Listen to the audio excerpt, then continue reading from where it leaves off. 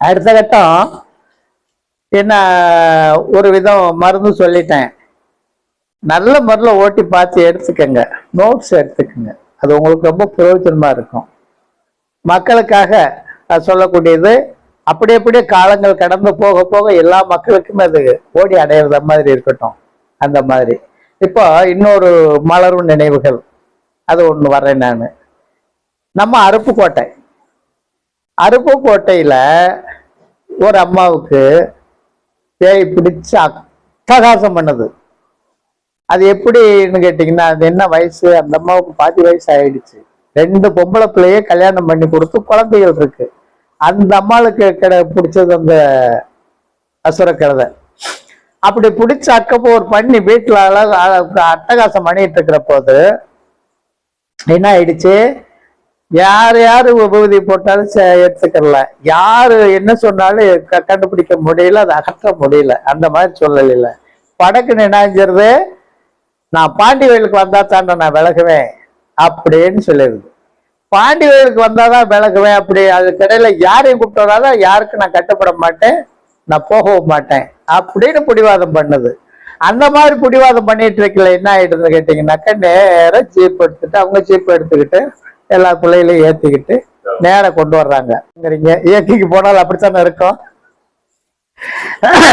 என்ன, பாண்டி வயலுக்கு போனாதான் நான் விலகுவேன், அதுக்கிட்ட நான் விலக மாட்டேன். ஆள் பார்த்தீங்கன்னாப்பா சரியான ஓங்கு தாங்கான லேடி, சரியான வெயிட்டான ஆளு. எல்லாத்தையும் புள்ள விட்டு எல்லாத்தையும் அள்ளிட்டு பாவம் வேதனை தான், பதட்டங்கள் தான். அந்த மாதிரி சூழ்நிலையில கொண்டு வந்து கோயில இறக்கி விட்டுறாங்க. பாண்டி கோயில்ல இறக்குனதுக்கு அப்புறம் அங்க அது என்ன இஷ்டத்துக்கு ஆடணுமோ ஆடி அள்ளப்பறை பண்ணி என்னன்னோ பண்ணி பதிச்சு அந்த பூசாரியே வந்து ஊதி போடுறாரு. போடா சாட்டான்ருச்சு. நான் செய்ய மாட்டேன், நான் விலக மாட்டேன்டா. சொன்னேன் கோயிலுக்கு வரணும்னு சொன்னேன், வந்துட்டேன், பண்டிகை பார்த்துட்டேன், நான் இங்கே விலக மாட்டேன் அப்படின்னு பிடிவாதம் பண்ணுது. என்னடா இப்படி அட்டகாசம் பண்ணிட்டு இருக்கு அப்படின்ட்டு என்ன செய்யறதுன்னு ஒன்றும் செய்வதறியாமல் உட்காந்துடுறாங்க எல்லாருமே. அவங்க வீட்டுக்காரரே பாவம் வயசுல வச்சு ரொம்ப போர்ஸா இருப்பாரு, அவரே கண்ணீர் வடிச்சிட்டாரு. அதை பார்த்துட்டு அந்த பாண்டியே வந்து உருவெடுத்து இன்னொரு நபர் மூலமா உருவெடுத்து வந்து சொல்ற மாதிரி, எப்பா இந்த இடத்துக்கு போங்க, இந்த மாதிரி பேருக்காரு, அவர்கிட்ட போனீங்கன்னா சரியா வரும் அப்படின்னு சொன்னதுக்கு அப்புறம் அங்க இருந்து நேரம் கொண்டு வந்து தேடிட்டா வந்துடுறாங்க, என்கிட்டே வந்துடுறாங்க. என்னதான் அந்த பாண்டி அந்த மாதிரி ரூபத்துல சொன்னது அருள்வாக்குல. ஏன்னா நம்ம பதியில வந்து சித்தர் பீடத்துல நான் பூஜை பண்ணக்கூடிய பதியில வந்து அவரும் உண்டு, அதனால அதுக்கு வழிகாட்டத்தானே செய்யும். அந்த மாதிரி சூழ்நிலையில வந்து இறங்கிடுறாங்க. இறங்குனாக்கா அது அப்போ ஆடியா கொஞ்சம் நஞ்சமா இல்லை, எக்கு தப்பான அட்டகாசம் பண்ண ஆரம்பிச்சிருச்சு என்கிட்ட. என்கிட்ட வந்து நீ அட்டகாசம் பண்ணி பிரயோஜனம் இல்லை, நெல்லு நிறுத்தி காமிச்சு போற ஆள் நான். ஒழுங்கா மரியாதையே சொல்லிட்டு என்ன தேவையோ வாங்கிட்டு போயிட்டாரு. இல்லை அப்படின்னா RH பாட்டிலே பிடிச்சி அடைச்சு விடுவேன். நீ எவ்வளவு பெரிய பூதம் மாதிரி இருந்தாலும் அதை பத்தி எனக்கு கவலை இல்லை, என்ன வேணும் சொல்லு அப்படின்னு பூஜை ரூம்ல உட்கார்ந்து மூதியை கொடுத்து விட்டதோட சாமி கூப்பிடுறாரு, வாங்க உடனே நேரம் எந்திரிச்சு வந்தது. அத்தோட அந்த அம்மாவுக்கு காப்பு கப்பெல்லாம் கட்டி செஞ்சு எல்லாம் ஏற்பாடு பண்ணிட்டு கட்டுக்குள்ள அடக்கி வச்சுக்கிட்டு அதுக்கு ஒரு 8 நாள் கெடுவில் 8 நாள், அதாவது காப்பு கட்டி காப்பு கட்ட 8 நாள். அத்தோட அங்க போற போது ஆமா காப்பு கட்டி வீட்டுக்கு அனுப்பிடுறேன். அருப்புக்கோட்டைக்கு போயிடுறாங்க. போய் அங்க போனதுக்கு அப்புறம் அதோட சேர்ந்ததுக்கு ஒரு சிலது வந்து அக்கப்போர் பண்ண ஆரம்பிச்சது. இதனால ஒண்ணும் பண்ண முடியாது, அந்த காப்பு கட்டின காப்பு கூட கழட்ட முடியாது, அக்க முடியாது. அந்த மாதிரி சூழ்நிலையில் பவர்ஃபுல்லானது அம்பாள் ஈஸ்வரனுடைய காப்பு. அது அங்கே போன நேரத்துல மற்றது வருதுகளை தவிர அட்டகாசம் பண்றதுக்கு ஒன்றும் வாய்ப்பு இல்லை. ஆனா அங்க போவோம் அங்க போவோம் இங்க போவோம் அந்த மாதிரி அநியாயம் பண்ணி இது பண்ணி அதுக்கப்புறம் அங்கிருந்து போன் பண்ணி கேட்குறாங்க, சரி உடனே கூப்பிட்டு வா அப்படின்னா. ஆனா இங்க இல்லை, இங்க இருந்து நான் கார் எடுத்துட்டு போயிடுறேன். அங்க போய் பார்த்ததுக்கு அப்புறம் எல்லாத்தையுமே அகற்றி விட்டுட்டு அந்த அம்மாவுக்கு தனிப்பட்ட முறையில் இருக்கிற மாதிரி ஒரு ஏற்பாடு பண்ணிட்டு வேற எந்த பேய் பிசாசுகள் அண்டாம அந்த மாதிரி சூழ்நிலையில பண்ணிட்டு வந்தோன்னு வச்சுக்கோங்க. வந்து அதுக்கப்புறம் மறுபடி கொண்டு வர சொல்லி சுத்தமா பிடிச்சி பாட்டிலே பிடிச்சி அடைச்சேன். அவங்களுடைய குலதெய்வமே ரொம்ப ஒரு ஆக்ரோஷமான தெய்வம். விளக்குலதான் அவங்களுடைய தெய்வமே விளையாடணும்னு வச்சுக்கோங்களேன், குலதெய்வமே. அப்படிப்பட்ட நிலையிலயும் அதே வந்து பாரு அப்படின்ட்டு போயிடுச்சுன்னு வச்சுக்கிறேங்க. அதனால அந்த மாதிரி சூழ்நிலையிலயும் வந்து பாவம் 2 பிள்ளைங்க வர்றதோட அது குழந்தைய அழுதுக்கு தவிச்சதான் எனக்கு ரொம்ப மனசு வேதனையா இருந்தது. வெளியில உட்காருங்கப்பா அப்படின்ட்டேன். பார்த்துக்கிட்டு வேதனைப்படாதீங்க, வெளியில உட்காருங்க. பேரம்பேத்தியெல்லாம் அழுகுதுங்க. ஏன்னா இதெல்லாம் எவ்வளவு ஒரு மோசமான ஒரு கட்டம்னு பார்த்துங்க அந்த குடும்பத்துக்கு. அப்படிப்பட்ட சூழ்நிலையில அப்புறம் வந்து அதுல சுத்தமா காலி பண்ணி செஞ்சு அந்த காப்பையும் கழட்டி விட்டு அதுக்கு செய்ய வேண்டியது செய்து அனுப்பி நல்ல முறையில் ஊருக்கு அனுப்பணும்னு வச்சுக்கிறேங்க. அந்த மாதிரி இது மலரும் நினைவுகள்ல வரக்கூடியது. நல்லா கவனிச்சுக்கிறேங்க, மலரும் நினைவுகள்ல வரக்கூடியது. அடுத்தாப்புல நான் ஒரு மருத்துவத்தை சொல்றேன். இந்த மருத்துவம் என்ன அப்படின்னா, இந்த ஜன்னி வாதம். வாதங்கிறது வந்து இந்த பக்கவாதம், பச்சைவாதம், கைகால் விளங்காது இருக்கு இல்லைங்களா, அதுக்கு ஒரு மருந்து சொல்றேன். எண்ணெயிலே செய்ய சொல்றேன். முக்கூட்டு எண்ணெய், ஐங்கூட்டு எண்ணெய்ன்னு 2 பிரிவு. அந்த 2 பிரிவுல வந்து முக்கூட்டு எண்ணெய் வந்து உள்ள கொடுக்கறது, ஐங்கூட்டு எண்ணெய் வந்து மேல தடவும். அது நம்ம காய்ச்ச வேண்டாம், செய்ய வேண்டாம், கலந்து வச்சாலே போதும். ஒரு 200னா 200, 200, 200, 1/4 கிலோனா 1/4 கிலோ, 1/4 கிலோ, 1/4 கிலோ அப்படி பண்ணிக்கணும். அந்த மாதிரி சூழ்நிலையில பண்ற போது வேப்பெண்ணெய், இழுப்பெண்ணெய், நல்லெண்ணெய், இந்த 3 கொண்டது வந்து முக்கூட்டு எண்ணெய்.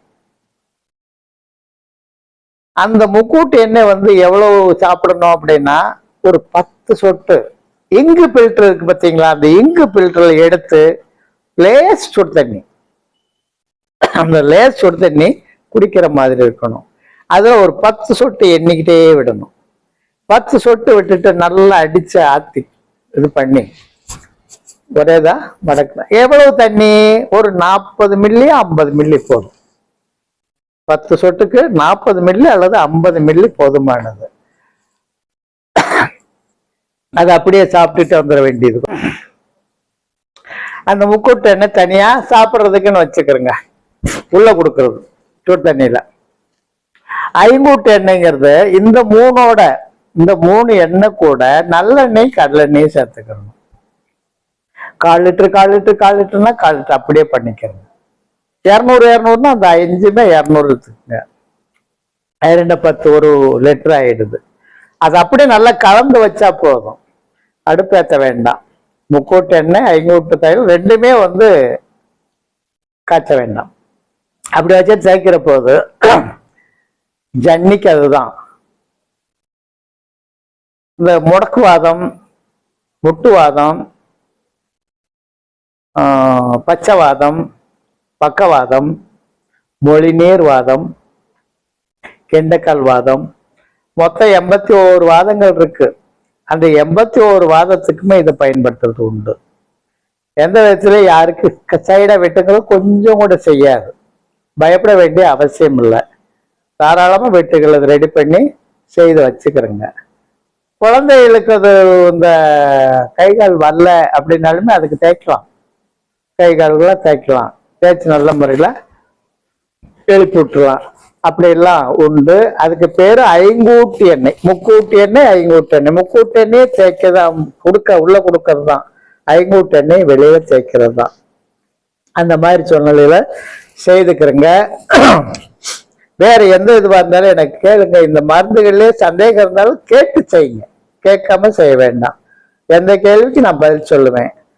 என்கிட்ட வந்து ஒரு கெட்ட பழக்கம் என்னன்னு கேட்டீங்கன்னா, வெளியில இருந்து வந்துருவாங்க.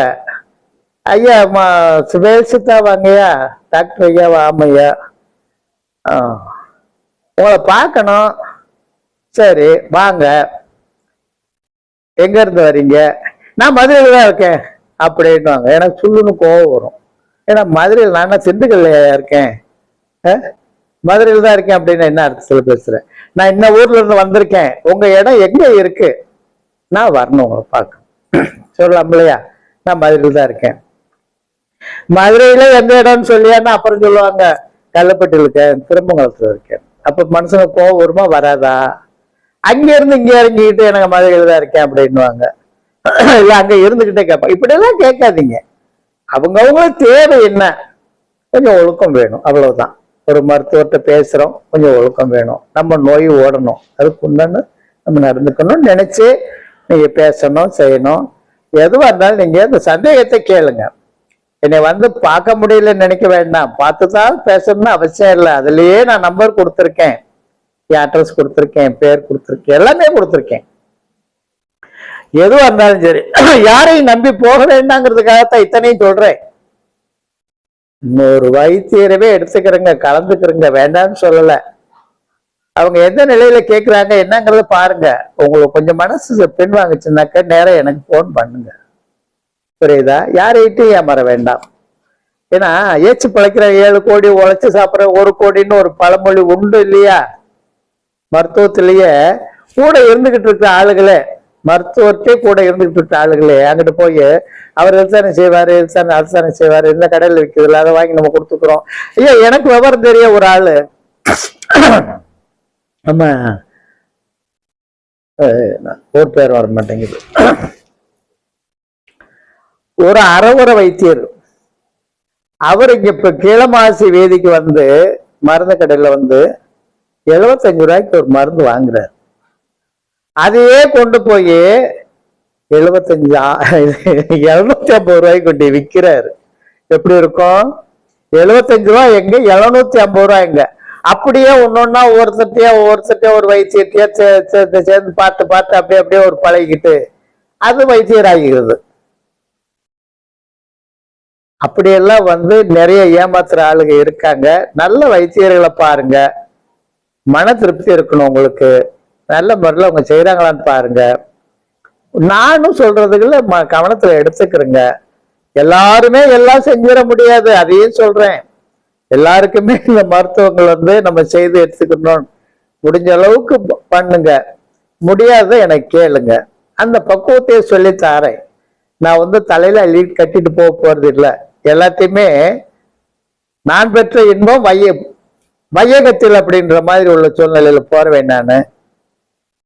அந்த மாதிரி நல்ல முறையில் முடிச்சு வந்துட்டு இருக்கோம்யா. ஆனா இதனுடைய தொடர்ச்சி நான் அடுத்த பாகத்துல பாருங்க. உங்களுக்கு அடுத்தடுத்து நான் அனுப்பிட்டே இருக்கேன், எதிர்பாருங்க. எதிர்பார்த்து நீங்க சாதிச்சுக்கிறீங்க. வணக்கம்.